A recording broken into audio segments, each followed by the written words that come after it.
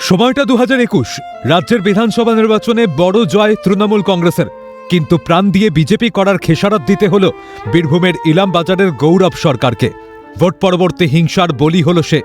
গৌরবের মৃত্যুর পর কেটে গিয়েছে 5টা বছর। সন্তানহারা মা ছেলের মৃত্যুর বিচারের অপেক্ষায় বসে আজও। কিন্তু প্রাক্তন রাজ্য সরকার ছিল নিরুত্তাপ।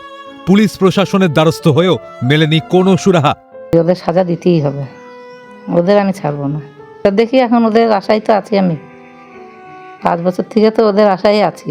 ওরা তো বলেছে দেবে, এখন দেখি কি করে। কিন্তু অবশেষে বদলেছে রাজ্যের সরকার।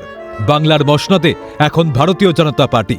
সরকারের পালা বদলে আশার আলো দেখছেন গৌরবের মা। বলছেন, এবার ছেলের খুনিরা শাস্তি পাবে।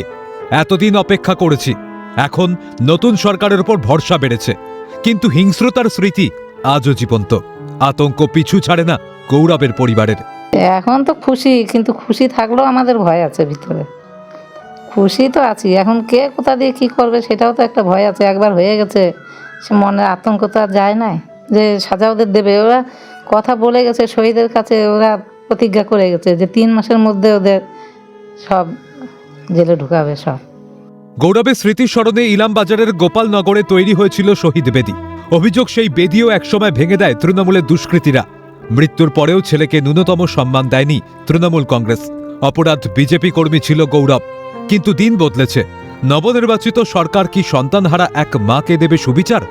অপেক্ষায় বীরভূমের ইলামবাজার। অমরনাথ দত্তের রিপোর্ট, ক্যালকাটা নিউজ।